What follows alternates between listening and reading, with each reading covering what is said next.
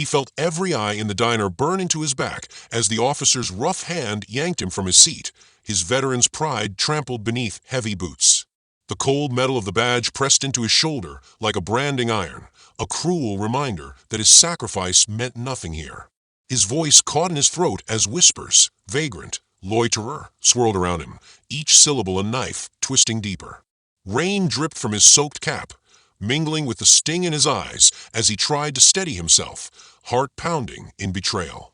In that raw, aching moment, he realized that to be made invisible was the world's worst punishment, and he would no longer be silent. Before diving into this gripping tale, let us know where you're watching from in the comments, and don't forget to subscribe to the channel to catch more inspiring stories like this one. A thin drizzle slicked the pavement outside the Beacon Diner, each raindrop trembling against the neon glow of its chipped, open sign. Inside, the air smelled of strong coffee and frying onions, a comforting haze that blurred the world beyond frosted windows. At this hour, just past midnight, the diner was nearly empty, a refuge for souls stranded between day's end and tomorrow's obligations. Michael Turner sat at his usual stool by the counter, shoulders hunched against the weight of a frosty leather jacket that had once been new. His wool cap lay on the counter beside him, damp at the brim where the rain had soaked through. He cradled a chipped porcelain mug of black coffee, letting its heat seep into his calloused fingers. The faint crinkle of newspapers and the sizzle of bacon on the griddle formed a steady rhythm, tethering him to a world that, lately, seemed always just out of reach. Once Michael had served his country with pride, dispatching letters, rationing supplies, guiding young soldiers toward safety. Now, the uniform he'd worn with honor had been folded away, replaced by layers of patched clothing and the dirt-smudged memories of post-traumatic nights. He carried that past behind his eyes like a hidden scar, the flash of gunfire, the ache of loss, the guilt that whispered he might have done more. Across the counter, Marjorie Quinn refilled his coffee pot with practiced efficiency. Her gray-streaked hair was pinned neatly under a faded diner cap, and her warm brown eyes softened as they met Michael's weary gaze. "Cups on me tonight," she said softly, tucking a stray lock behind her ear. She knew his story in fragments, how he drifted here 6 months ago and settled into a corner of her world. "Thank you, Marge," he replied, voice low but steady. He managed a small, grateful smile, though it didn't erase the hollowness that had settled into his chest. He'd come to rely on this ritual more than any other, this fleeting sense of belonging amid the hum of late-night diners. The entrance chimed, and 2 figures stepped inside, uniforms pressed and badges gleaming under the harsh fluorescence. Officer Reynolds and Officer Chambers paused at the threshold, eyes sweeping the room. Their boots clicked across the linoleum as they approached, posture rigid, a silent announcement that something was about to go wrong. Michael sensed their approach before they reached him. He sipped his coffee, tasting its bitterness as a warning. He wiped foam from his lip and turned to face them, meeting Reynolds' gaze with quiet defiance. The older officer's brow furrowed, and he leaned in, voice low but edged with authority. "Turner," Reynolds said, folding his arms. "Are you still around these parts?" Michael's jaw clenched. "This is a public place, officer. I'm allowed to be here." Chambers stepped forward, hand hovering near his holster.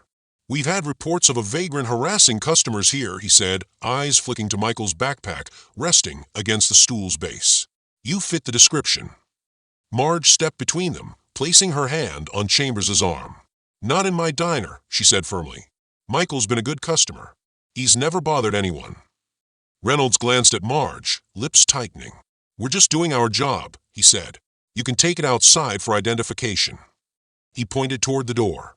The blood at Michael's temples throbbed. He set his mug down gently, the clang echoing in the diner's hush. He rose slowly, hat in hand. "I'll step outside," he said, voice calm.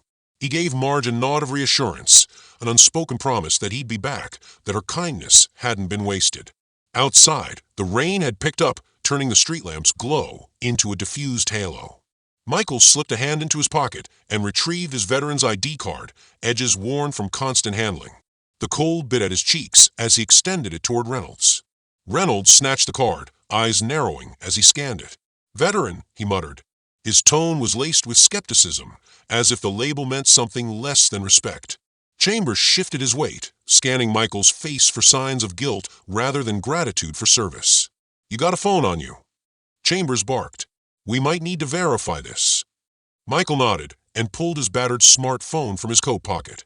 Its screen was cracked, but it still lit up with a soft glow. He handed it over, watching as the officers thumbed through contacts and pictures, his mother's smile from 2 years ago, the folded flag ceremony at his best friend's funeral. Personal memories laid bare beneath questioning eyes. Reynolds paused on a picture of Michael in uniform, standing beside Lieutenant Harass at Camp Bellamy. "You're telling me you were here?" he asked, leaning in close. Michael squared his shoulders. "Yes, sir. November 2017. Chambers clicked his tongue. "Doesn't explain why a guy like you's sleeping on the sidewalk downtown." Michael felt his throat tighten. He had rehearsed this exchange countless times in his head, but the words stuck like ash. "I don't have anywhere else," he said quietly. "I lost my apartment after my lease ended. I've been working odd jobs, landscaping, moving furniture, but rent's sky high, and bills pile up." Reynolds sighed, eyes flicking back to the diner's warm windows. "Look, Turner, we have orders to clear the area. Homeless folks are causing complaints." The word causing landed heavily on Michael's heart. Complaints of noise, complaints of loitering, complaints that made him feel more invisible than ever. He glanced back at Marge through the glass, her mouth set in determination. "I just wanted coffee before your shift ends," he said. "I'm not hurting anyone." Chambers exchanged a look with Reynolds, then handed Michael's phone and ID back. "You know the rules.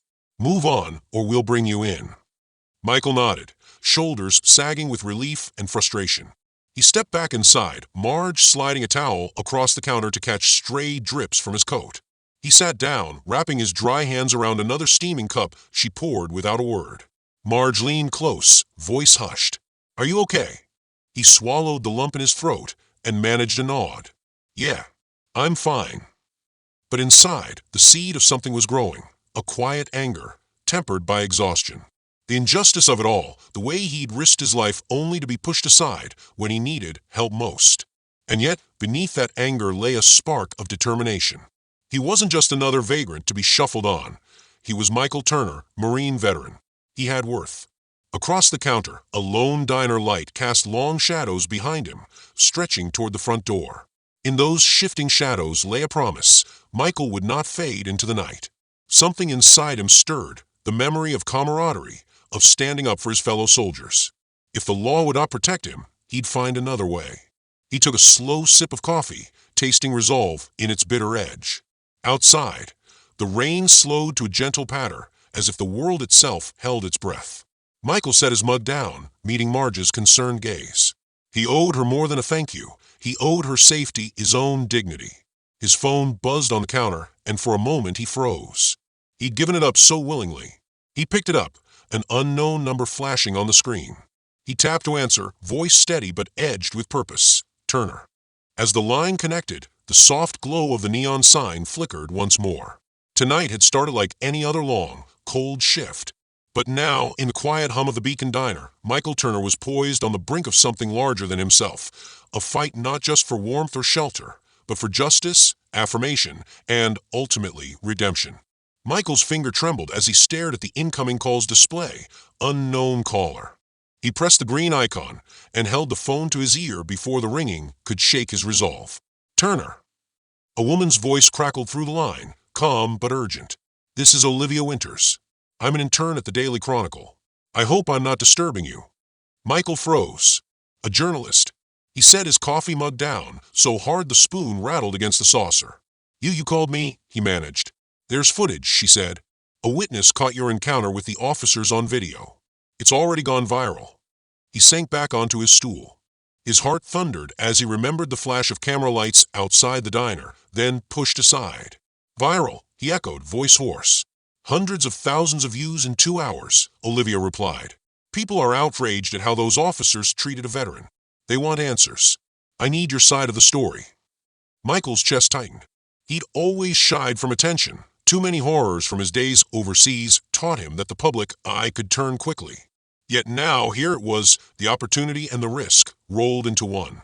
He glanced at Marjorie, who hovered behind the counter, worry creasing her forehead. "Olivia," he said, clearing his throat, "I don't have much time. What do you need?" "Can you confirm your identity? Full name, service details." Olivia asked. He swallowed the lump in his throat. "Michael Turner, United States Marine Corps." Served 2015 to 2019. Thank you. I'm heading down to the diner now. If you'll allow me 5 minutes on camera, I can film you inside, get your story on record. The community deserves to hear it from you." He hesitated, torn between relief and fear. Then he inhaled, the cafe's warm air filling his lungs. "Okay," he said. Yes. But please keep Marge out of it. She doesn't need this." "Understood." The line went dead. Michael closed his eyes. His reflection in the window looked weary, haunted, but more alive than he'd felt in months. The diner's neon glow flickered against his face, painting him in harsh red and blue streaks, like police lights on a midnight street. He rose, wiping his palms on his jacket, and walked toward the front door. Before he could nudge it open, the bell jingled again. Olivia Winters stood in the doorway, camera perched on her shoulder, notebook in hand. She looked younger than he'd expected, perhaps 22 or 23, with dark hair tied back in a loose ponytail and fierce brown eyes that seemed carved from determination. "Mr. Turner," she asked, voice barely above a whisper. She stepped inside, careful to avoid the officer's gaze lingering by the counter.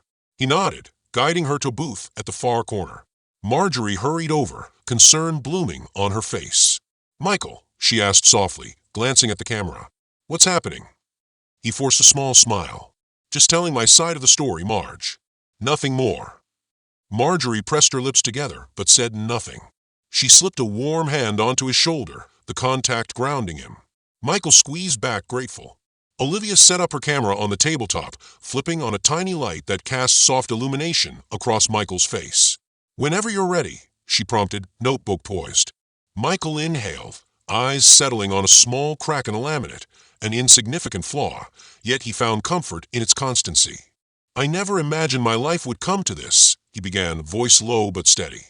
"I served 4 years in the Marines because I believed in protecting people, protecting freedom. Returning home, I thought I'd march right into a place called welcome. Instead, I've been treated like I don't belong." He paused, swallowing hard as memories of dusty bases and lost friends flickered behind his eyes. Olivia scribbled in her notebook, nodding. "I didn't ask for sympathy," he continued. "I just wanted a hot meal, a few moments of peace. But then those officers walked in, and I felt every year of my service erased by a snap judgment." He glanced at Reynolds and Chambers, still lingering near the grill, faces unreadable. They saw a homeless veteran and presumed a criminal. Nothing more. They arrested me for loitering, for being alive when the world wants me invisible. Olivia clicked off her pen and let silence stretch. Then she whispered, "Thank you, Michael." She had the footage she needed. As Olivia packed up, Michael felt a tremor of dread. The officers would retaliate. Their pride couldn't tolerate public humiliation. He gave Olivia a sincere nod. "Be careful," he said quietly. She smiled. "I will. And I'll send you the link when it goes live." With that, she slipped out the door. Michael watched her go, then turned back to the counter. Marjorie poured him another coffee without asking. He held the mug between both hands, warm liquid seeping into his bones. "They won't let this go," he murmured. Marge folded an apron around her waist. "They'll find a way to spin it, but you did what was right." He exhaled a breath he hadn't known he was holding. "I hope you're right." Across the street, the storm clouds parted, and a sliver of moonlight slid between buildings. Michael stared at that silver thread and felt, for the first time, hope stirring beneath his anger. But that hope was short-lived. Moments later, the diner's door burst open, and Officer Chambers stormed in, face flushed. He slung his badge onto the counter like a gauntlet. "Marge, Quinn, I know you're hiding him back here." His voice cracked with barely concealed fury. Patrons turned in their booths, eyes wide. The sizzling from the grill stopped as the cook watched in stunned silence. Michael's blood ran cold. Marge stood her ground. "Chambers, you've been in here twice already tonight. You have no warrant." Chambers sneered. "Orders from upstairs. We can't have black veterans sullying in this neighborhood. Where is he?" He pointed at Michael without looking. Michael rose from his stool, motioning for calm. "It's all right," he said, voice clear. "Officer, I'm right here." He stepped forward, hands empty and open. Chambers's eyes flicked to him, narrowing. "What's going on out there?" Reynolds called from the threshold, sensing the shift. He joined Chambers by the door, arms folded. Chambers stalked across the floor, boots clicking. Your viral video is making waves. They want to see this vagrant/veteran pay. His lips curled. I've got a quote ready. We were ensuring community safety. You and Quinn can back me up. Marge's face was drained of color. That's not what happened, she protested. Michael did nothing wrong. Reynolds exchanged a glance with Chambers, then turned to Michael. Is that true? He asked, softer than his partner, but still cold. Michael's chest tightened, as he drew a shaky breath. Yes, sir. I was quiet, respectful. Marge only wanted to serve coffee. He looked at Marge, giving her a reassuring nod. She speaks the truth. For an instant, Reynolds hesitated, as if his conscience stirred. But Chambers cut in, facial muscles tight. We're writing a report, he said. I suggest you cooperate. Now. He held out a clipboard, paper flapping in his hand. At that moment, Michael felt a presence at his back. Olivia Winters slipped inside, camera in hand once more. She shot the officers a steady look. Excuse me, officers, she said, voice firm. I need a statement. Chambers whirled on her. This is a crime scene, he barked. You can't just walk in here with a camera. On public property, she replied, voice rising but controlled. You have no authority to block my press rights. She raised the camera, lens trained on Chambers. Reynolds glanced between Olivia and Chambers, clearly uncomfortable. Chambers shoved the clipboard at Michael's chest. Sign here, he growled, or I'll arrest you for obstruction. Michael's nerves snapped. He stared at Chambers, voice cold. Go ahead and arrest me, he said, and don't expect people to forget this. Chambers reddened, but before he could reply, Reynolds held up a hand. Let's step outside, he said. All of us. He motioned to Chambers, who hissed but complied. They filed out. Chambers first, then Reynolds, with Michael and Marge following, Olivia lingering in the rear to film. The diner fell silent, the hiss of the grill forgotten, as the door swung shut behind them. Under the street lamp, droplets of rain clung to Michael's jacket. He looked at Marge, whose lips were pressed in a thin line. Olivia clicked her camera on. Chambers shoved his clipboard at Michael's hands again. Michael gathered himself. He squared his shoulders and met Chambers's glare. I want my copy of that report, he said, and I want your names on it, spelled correctly, plus the name of your supervisor. Chambers's jaw twitched. You're playing a dangerous game, Turner. Michael held the clipboard firmly and wrote legibly, refusing to let his handwriting falter. Maybe, he said, but I've already survived worse than crooked badges. I'm not stepping down. In that moment, with the night wind tugging at their jackets and the neon sign glowing behind them, the fight became clear. It wasn't just for a cup of coffee anymore.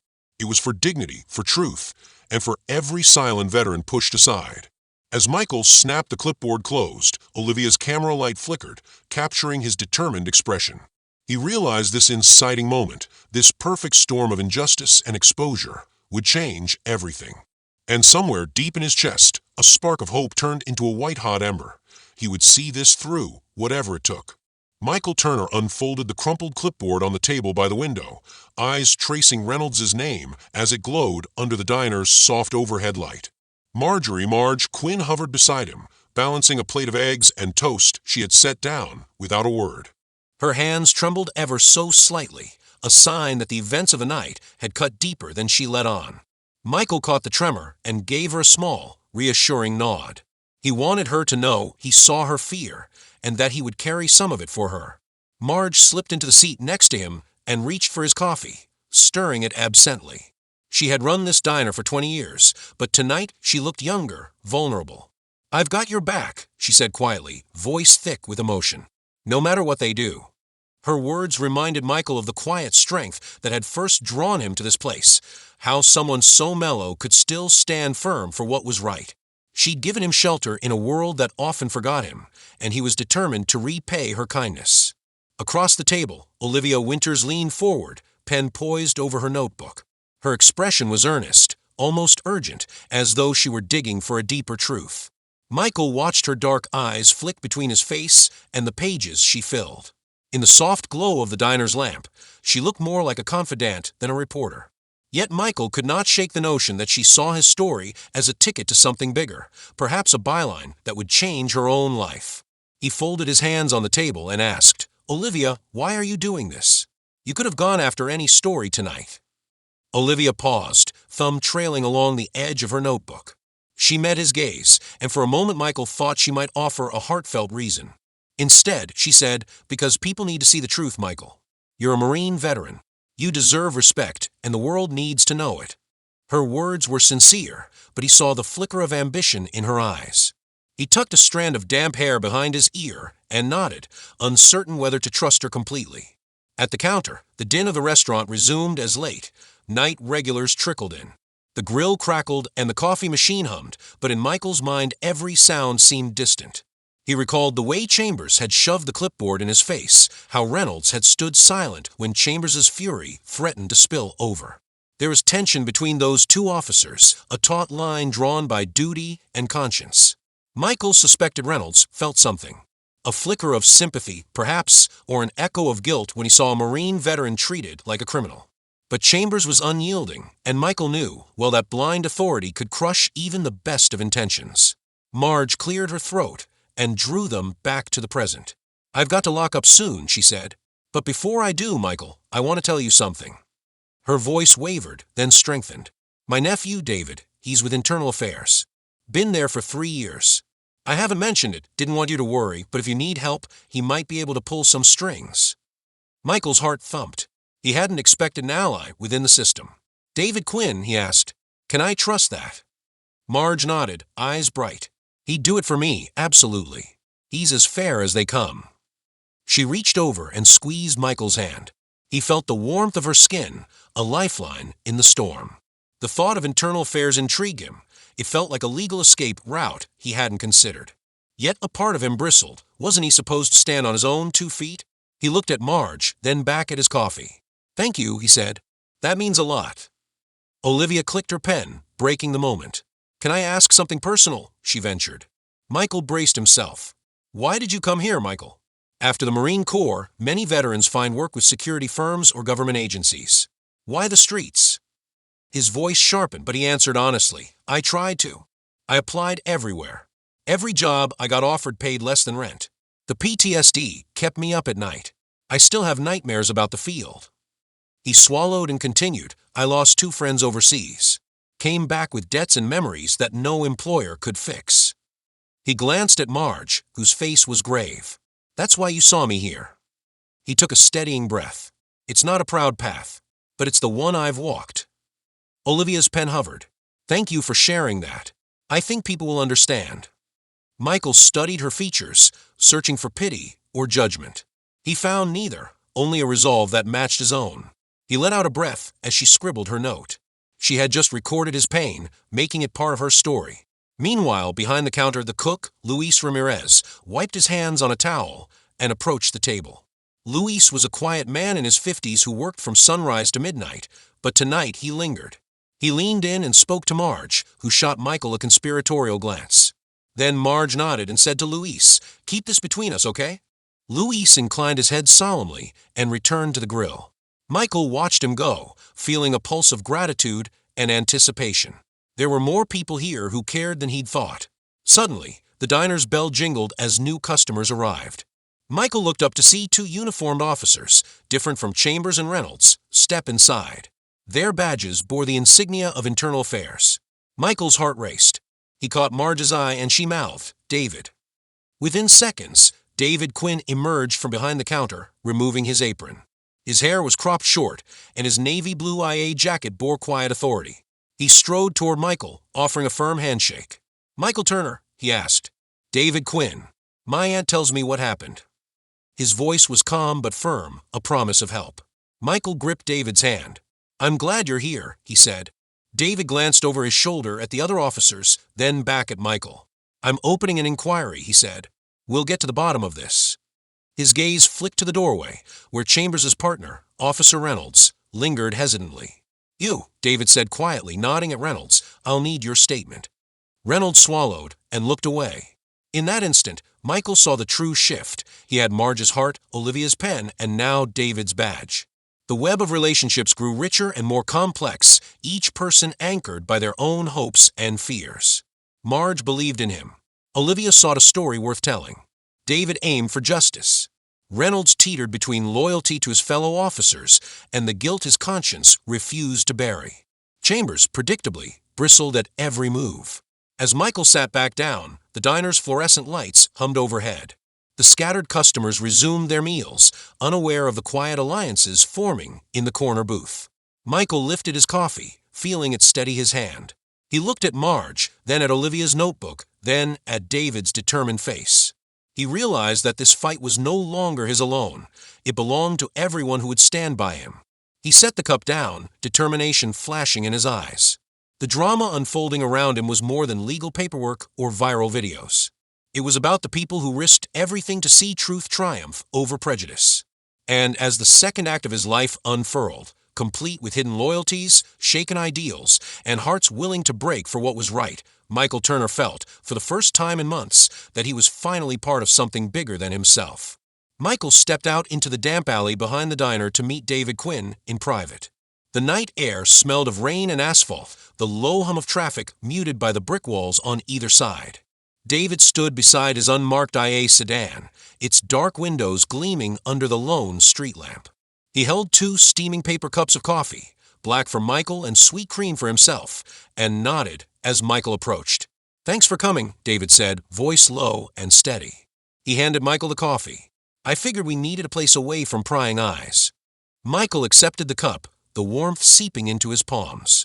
He took a measured sip, eyes fixed on David's face. "How's the inquiry going?" he asked. David's jaw tightened. "It's complicated.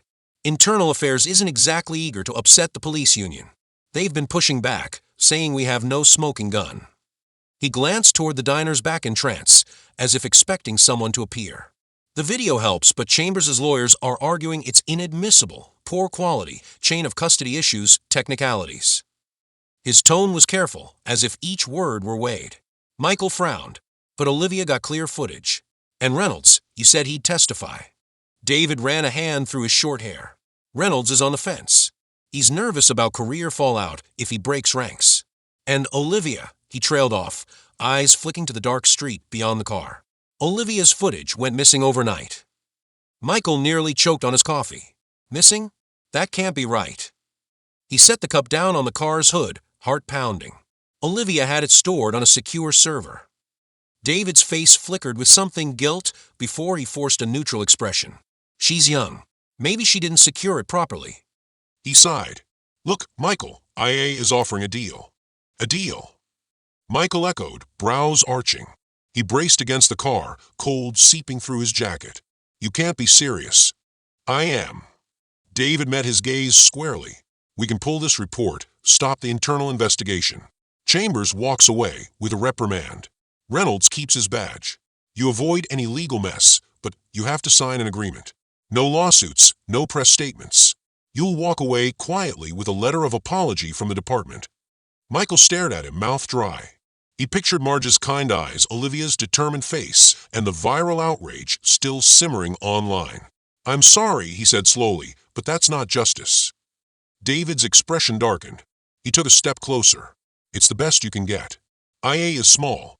The police union controls the narrative.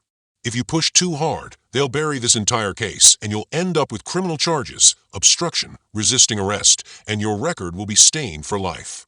Michael's chest constricted. He thought of the long months he'd wandered the streets, the sting of prejudice, the spark of hope when Marge, Olivia, Reynolds, and even David had seemed to stand with him.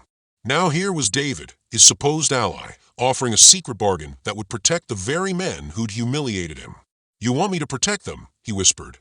"To let them off because they're connected?" David's gaze wavered. He shook his head slowly. "It's not about connections. It's about pragmatism. You want a clean record. A letter of apology could help you get a job, maybe housing assistance. We can fix this for you, Michael." Michael felt anger sharpen inside him, bitterer than any rain. "Fix this," he repeated. "By burying the truth? You're IA. You're supposed to uncover lies, not help cover them up." David's shoulders slumped. He ran a hand over his face. "You don't understand how this works. If IA loses faith with the union, our department funding dries up. We can't afford a big scandal." He spoke as if reading from a script. "It's for the greater good." Michael's vision blurred with betrayal. The greater good had cost him dignity. He straightened, voice steady though his heart thundered. "My dignity isn't negotiable." David sighed, frustration bubbling to the surface. "I'm trying to save you more pain. Do you really want to drag this through the courts? You'll be a spectacle for months. Your past will be dug up. The system will chew you up.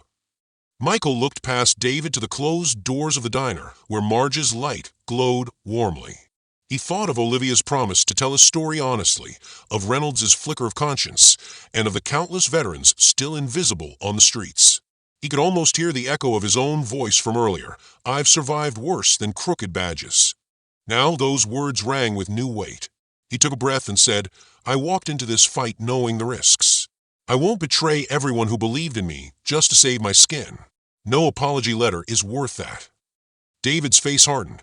He folded his arms. So you want to burn this down? You'll make enemies of everyone, IA, the police union, the diner owners who rely on local goodwill. He paused. You'll end up alone. Michael felt the finality of David's words settle around him. He reached inside his jacket and produced a small recorder, one he'd used to record conversations when officers tried to coerce him. He flicked it on and set it on the car's hood. I have this conversation, he said quietly. Every word. David's eyes widened. Michael, you can't. I can, Michael said firmly. And I will. If I want to play games, I'll go public. I'll leak this to every news outlet. I'll testify under oath. I'll make sure Chambers and his cronies pay. He leaned closer, voice low and unwavering. You don't get to decide my fate. I do. David's jaw clenched. He stared at Michael for a long moment, then looked away. He crushed the coffee cup in his hand and dropped it on the wet pavement. The lid popped off and cream splashed onto the asphalt. You're making a mistake, he muttered, turning away. Michael watched him go, feeling both sorrow and resolve. He stepped back, picked up his recorder, and tucked it safely into his pocket. After a moment, he headed back toward the diner. The memory of David's betrayal burned behind his eyes, but it also fueled a deeper determination. If even IA couldn't be trusted, he would rely on what he had built, Marge's unwavering loyalty, Olivia's fierce pen, and the public's raw outrage. Inside, Marge looked up, concern etched on her face. What did he say? She asked softly. Michael met her eyes, voice steady. He offered me a deal, he said, to bury everything, to protect them, not me. Marge's lips thinned. She set down the tray of dishes she'd been clearing and reached for his hand. And what did you say? He squeezed her hand. I said no. Olivia slid into the booth beside him, eyes blazing with admiration. Good for you, she whispered. Michael leaned back, exhaustion and relief mingling in his chest. The first twist had shattered illusions. Allies could be compromised, and justice would not be handed to him on a silver platter. He realized the fight would be harder than he imagined, against officers, against institutions, and even against those he once trusted. But as he looked at Marge's steady gaze and Olivia's determined nod, he understood that his true allies were those who'd stand with him unconditionally. The path ahead was fraught with danger, but it was his alone to choose. And with betrayal revealed, Michael Turner was more resolved than ever to see this through, on his own terms and on behalf of every veteran who deserved to be seen. Michael lay awake on the thin mattress in the back room of the Beacon Diner, the hum of the neon "open" sign slipping through the cracked window. The cheap blanket was tangled around his legs, but warmth did little to soothe the fire of worry in his chest. In the quiet, he heard echoes of that night's betrayal, David's offer, Olivia's missing footage, the officer's scorn, and he sat up, hard hammering. He pushed the blanket aside and dressed in the dark, pulling on his worn jacket and cap. His hands trembled as he laced his boots. Dawn would come soon, and with it, the next wave of challenges. He splashed cold water on his face in the tiny restroom and studied his reflection, a haunted veteran with too many battles behind him, and now, wars of words and evidence ahead. Outside, the sky was slate gray. Michael stepped into the chilly morning air and made his way down the rain-slick sidewalk toward the train yard where he'd volunteered last week. He climbed the chain-link fence and settled on a rusted beam, the city awakening all around him. He tried to focus on the scent of engine oil and grease, a comfort from his days repairing vehicles in the Corps, but the concrete world tugged him back to his current crisis. He thought of Marge, rising early to brew coffee and prep the kitchen. She'd stayed by his side when David had conspired for silence. He owed her honesty, but the siren call of a quick resolution still whispered in his mind. Could he shoulder the fight without financial ruin? His meager savings wouldn't stretch through a legal battle. The cold gnawed at his resolve, and for a moment he felt small and lost again. At noon, he returned to the diner, finding Marge behind the counter, apron tied, and eyes weary. She placed a chipped mug of coffee beside him, watching for his reaction. "How are you holding up?" she asked, voice low. Michael shrugged, wrapping his hands around the warm ceramic. "I'm here," he said. "That's something." Marge sighed. "I got a call from the bank. Rent's due on the dinette upstairs. They want to evict the tenant if she can't pay by next week." She glanced toward the cozy booth in the corner. "That's our storage. If she's out on the street, well, I'll be short on space. I can't afford to lose another dollar." She braced herself on the counter. "I know you're busy, but I might need your help moving things." Michael felt guilt knot his stomach. Marge had already given him shelter and coffee. Now she leaned on him to save her own livelihood. He forced a smile. "I'll help any time," he promised, though he knew court dates and interviews would consume him soon. He didn't tell her the legal paperwork might call him away at a moment's notice. Olivia Winters arrived just then, phone in hand, and eyes shadowed with urgency. She slid into the booth across from Michael and tapped at her screen. "My editor called. They want more on the story, angles, background, personal stakes. And they want it in 24 hours. She looked up, brow creased. "They're worried our piece will fizzle without fresh developments." She paused, and Chambers gave an exclusive interview to a tabloid, claims you attacked him and resisted arrest. "They're spinning you as the aggressor." Michael felt bile rise. "They lied," he hissed. "I was calm." He leaned back, pressing his palms into his eyes. "They'll ruin me." Olivia laid a hand over his. "We can counter it. I've got witnesses lined up, Luis the cook, some regulars. But I need you to talk to them." She offered a tentative smile. "You can do this.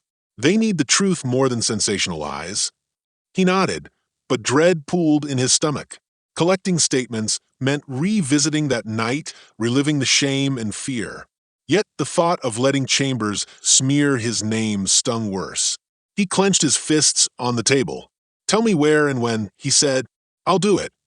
Late that afternoon, he met Luis in the alley behind the diner. Luis's hands were stained with grease, and he wore a simple t-shirt and jeans. He greeted Michael with a nod and handed him a battered notebook. "I wrote down what I saw," Luis said quietly. "Don't let them bury it." Michael turned the pages. Descriptions of the officers barging in confrontations and the precise moment Chambers shoved the sign-in sheet. He memorized every word as if it were a lifeline.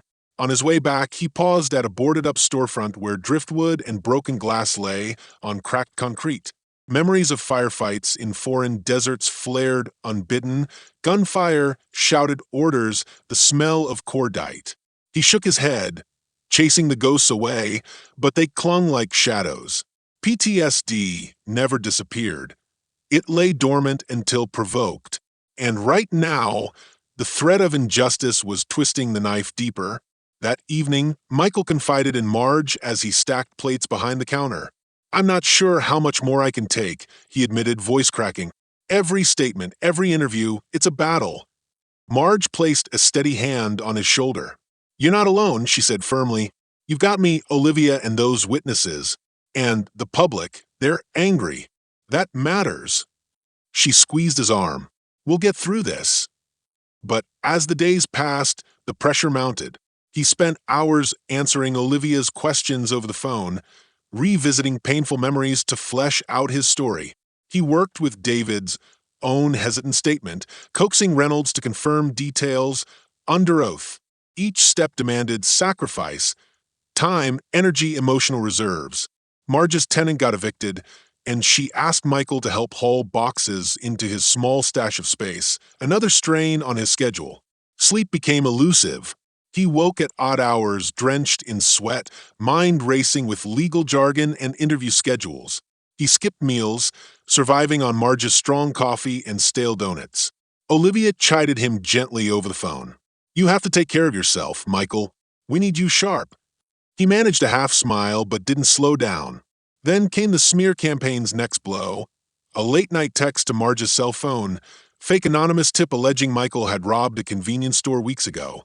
Police cars prowled the block, flyers went up postmarked from a precinct he'd never been to, and social media posts accused him of violent tendencies. Marge nearly had a panic attack when she found the leaflet stuck to her diner door. "They're trying to scare us," she told Michael, trembling. "They want us to back off." Michael felt his resolve harden. He should have been broken by now, exhausted, defeated, but rage kept him moving. He reached out to Olivia. "We need to expose the lies. We need documented proof of my alibi that night." She sprang into action, digging into surveillance footage and receipts that would clear him. He spent another sleepless night matching timestamps to transactions until his eyes burned, but he had the evidence. In the morning, he delivered those findings to Olivia. She crafted a rebuttal article, weaving facts and witness testimonies into a compelling narrative. The piece went live at dawn, complete with footage of Luis's statement and Reynolds's reluctant confession. Michael watched with Marge over her battered laptop as the browser's view count climbed. Comments poured in with apologies and outrage at the police tactics. For a moment, triumph flared in Michael's heart, but he also felt hollow. The win came at such a cost: his peace of mind, Marge's comfort, Olivia's night spent chasing leads. He realized that fighting true injustice demands more than courage. It demands every ounce of your spirit. And though the public may be on his side, the system still loomed, ready to punish anyone who challenged its power. That evening, as Michael prepared a pot of soup for Marge late into her shift, he felt a new weight settle on his shoulders. The summit of this conflict was still distant, the path fraught with unknown perils. Yet, as he ladled the steaming broth into bowls, he looked at Marge's tired but hopeful smile and understood why he fought. It wasn't just for himself. It was for every veteran invisible in the night, every citizen silenced by fear, every person who needed someone to stand up and say, "This is not right." He carried the bowls to the counter, hands steady again. Outside, the rain began to fall, gentle and insistent. Michael Turner took a slow breath, tasting the soup's warmth and the promise of another dawn. The trial ahead would test him in ways he could not yet imagine, but he knew one truth: he would not walk away. Not now, not ever. Michael stood beneath the harsh glare of floodlights mounted on the steps of the courthouse, rain spitting down in cold sheets that turned the marble steps slick and dangerous. A circle of cameras waited at the bottom, lenses blinking like curious eyes. He pulled his collar tight and glanced at Marjorie Quinn, who stood beside him wrapped in a thick coat, her hair damp but her expression steady. Beyond her, Olivia Winters readied her camera, voice barely audible as she whispered last-minute questions. "Are you ready?" Michael nodded, swallowing the nerves that knotted in his throat. This was the moment everything came to a head. Across the plaza, two gleaming black SUVs eased to a stop. Officer Chambers emerged first, badge glinting defiantly. Behind him, Officer Reynolds hesitated in the passenger door, as if bracing himself. Michael's heart thundered at the sight of Chambers's smug smile. He remembered every insult, every shove, every promise of silence. Yet beside Chambers, Reynolds's face was pale with regret. The officer stepped forward and offered a curt nod to Michael. It was a quiet confession in front of dozens of reporters, a tacit admission that he would no longer stand silent. David Quinn appeared at the courthouse door, internal affairs credentials hanging from his neck. He scanned the assembly, then pointed Michael toward the entrance. "All right," David murmured, voice low and calm. "In there." He slipped past the rotunda pillars and into the press gallery, where chairs were set in neat rows and microphones stood prepared. Michael inhaled, tasting cold justice in the air. He adjusted his jacket, squared his shoulders, and followed Marge up the steps. Inside, the courtroom felt cavernous. Dark wood paneling stretched high, and a single stained glass window cast muted colors across the audience. At the front, a judge's bench rose like a throne, flanked by law clerks and an empty witness stand. Olivia and David guided Michael to a table where legal papers and a playback device awaited. Across from him, Chambers and Reynolds slid into seats beside an attorney whose posture was rigid confidence incarnate. Marge leaned close as they took their places. "I'll be right outside," she whispered. Olivia, and I will keep everything running." Michael managed a small, grateful smile. He opened a worn notebook, its pages marked with taped-in statements from Luis Ramirez and time-stamped screenshots of the video. As the judge entered, heel on floor, sounding like a heartbeat, the room hushed. This was it. The judge peered down at them, gavel in hand. "We will now hear the case of Michael Turner versus Officers Reynolds and Chambers. Mr. Turner, you may call your first witness." Michael's mouth felt dry, but his mind was clear.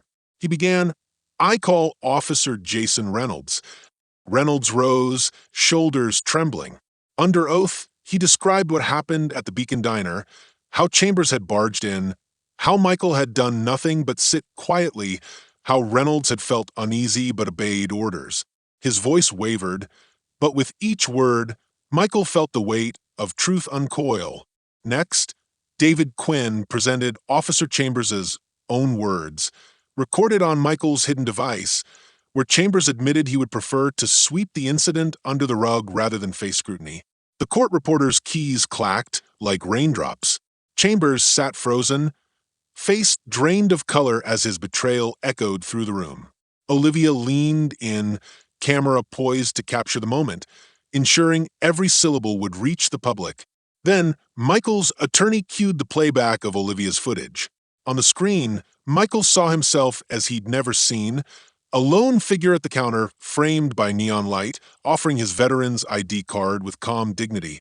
The evidence is compelling, the judge declared.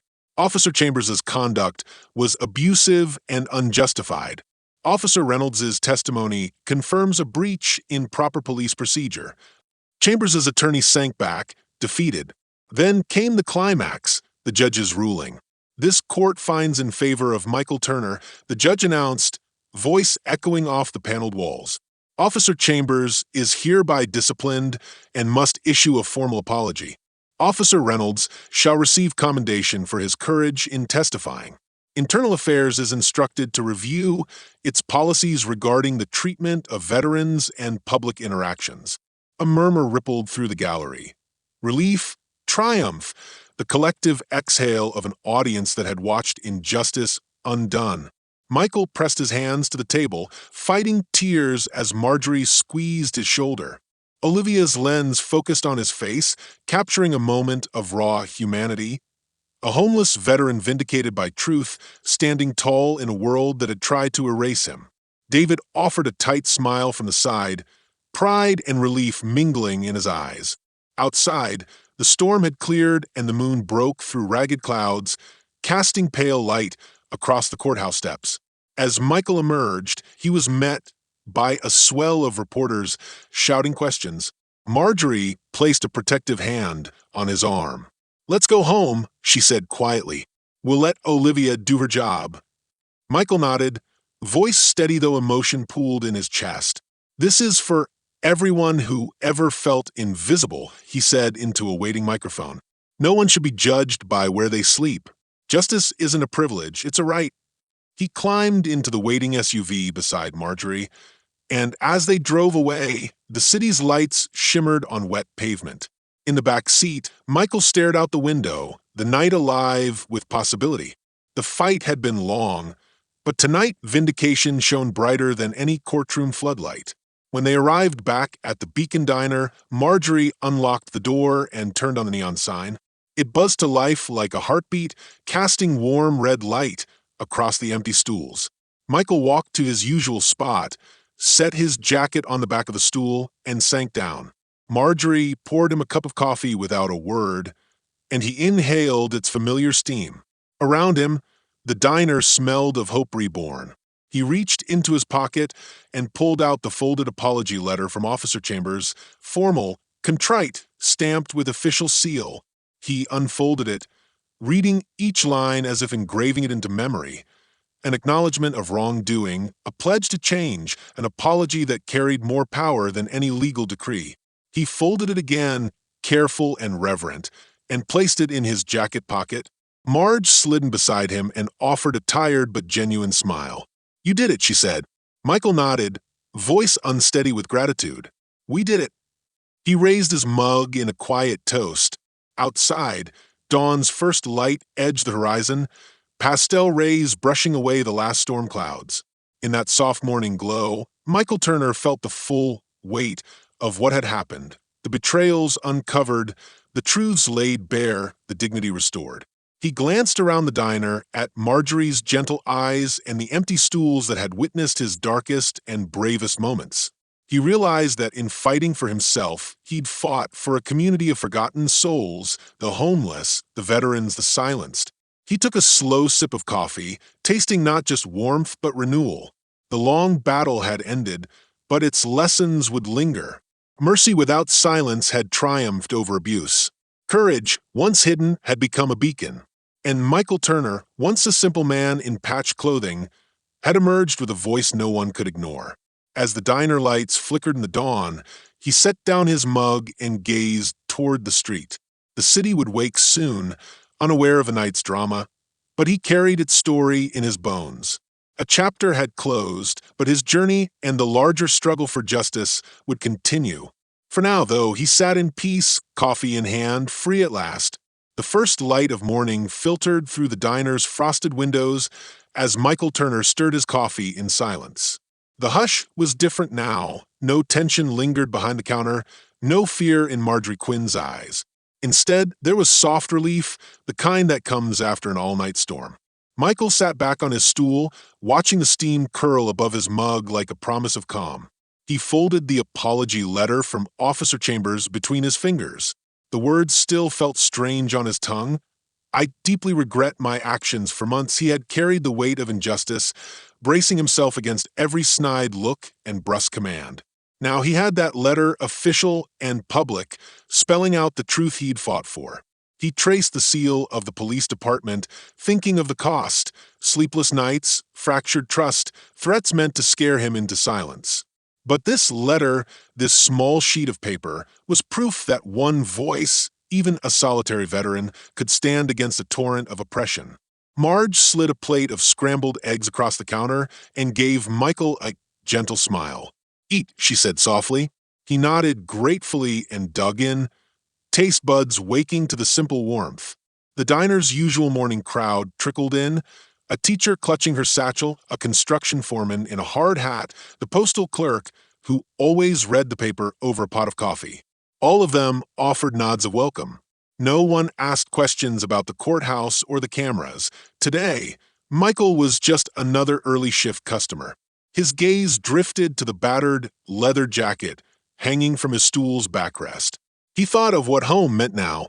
For months, the diner had been his refuge, a sanctuary from the street and the sting of prejudice. But he wanted more than refuge. He wanted stability, a real place to hang that jacket. He pressed Marge's hand lightly as she poured his coffee. "Thank you," he said, "for everything." Marge paused in her pouring, eyes misting. "You did it, Michael. You showed them." She offered him a squeeze. "Now, let's make sure you keep moving forward." Later that afternoon, after promising Marge he'd help her clear out the old storage upstairs, Michael met Olivia Winters at the cafe next door. Over iced tea, she slid a fresh copy of the Chronicle across the table. The headline read, "Veteran Vindicated. Police Department Apologizes After Diner Confrontation." Beneath it, her byline, "Olivia Winters, Staff Writer." He picked up the paper and scanned the article, which wove together his testimony, Reynolds's courage, and IA's reluctant concession. It ended with a note about pending reforms in veteran outreach and police training. Olivia watched him closely, tapping her pen on the tabletop. "Your story is making waves," she said quietly. "The mayor's office reached out. Talk of funding for a veteran support center. It's still early, but people are talking." She leaned back, eyes bright. "You started something bigger than the courtroom." Michael folded the page, pride mingling with uncertainty. "I never expected that." He ran a hand through his hair. "I just wanted respect." Olivia nodded. Respect and a chance to be seen. She paused, then added softly, "You gave that chance to others, too." He glanced out the window at rainy streets reflecting neon signs and thought of the veterans sleeping on benches, the families pushed out by rising rents, the immigrants who kept their heads down. His fight had been one story among many, but now it might become the spark for broader change. That realization settled on him like rain on his jacket, cold, yet awakening.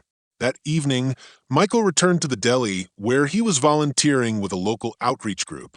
He handed out sandwiches and blankets alongside other volunteers, greeting each person by name and listening to their stories.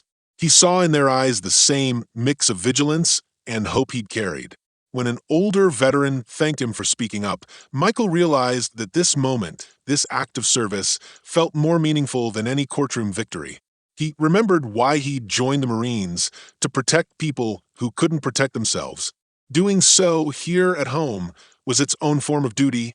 Afterward, he walked home through damp streets, listening to the soft patter of rain. He paused beneath a street lamp and looked up at its haloed glow. Justice, he knew now, wasn't a single verdict or a solitary apology. It was a continuous vigil, a willingness to speak uncomfortable truths. The moral weight of that truth lay heavy in his chest. Speaking out might cost him comfort, safety, even relationships. He thought of David Quinn's offer to bury the case in exchange for an apology letter. Had he taken it, he'd have kept his peace, but at the price of his integrity.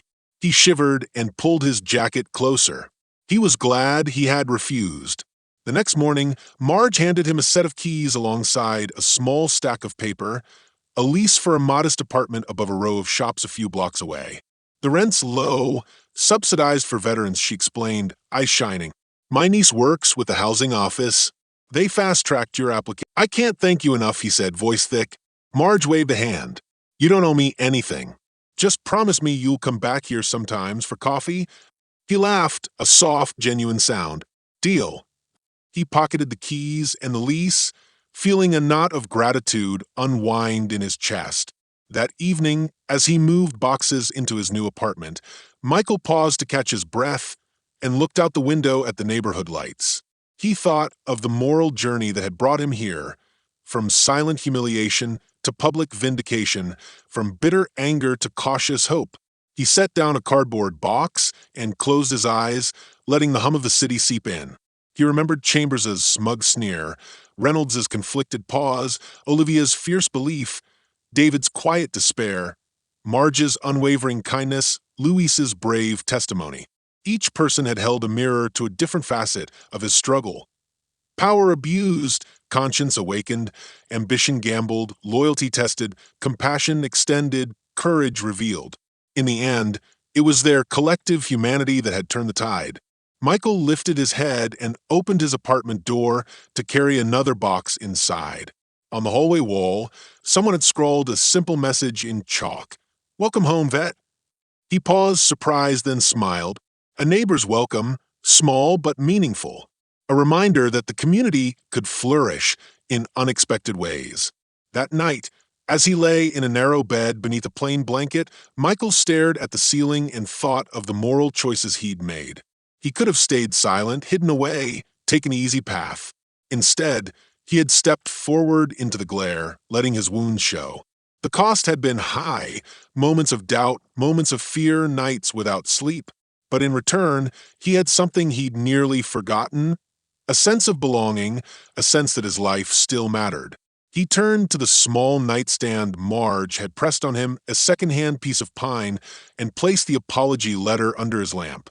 In its glow, the official words looked less like bureaucracy and more like a promise. We will do better. He wondered if they truly would. He knew systemic change was slow, but sometimes it began with one voice refusing to be silenced. Michael closed his eyes and let sleep come, knowing that tomorrow he'd wake in a place of his own, walk to the diner for coffee, volunteer at the outreach center, and let life settle into its new rhythm. The battle had ended, but the journey continued, deeper than any courtroom, woven through everyday acts of kindness and vigilance. In the quiet of that apartment, he felt something he hadn't felt in a long time, peace edged with purpose. And as dawn broke again, silver light flowing through his window, Michael Turner understood at last the moral of his story. Justice isn't a destination, but a path we walk together, step by step. If you found this story powerful, make sure to hit that like button, share your thoughts in the comments below, and don't forget to subscribe to the channel for more videos like this. Your support helps us bring more important stories to light.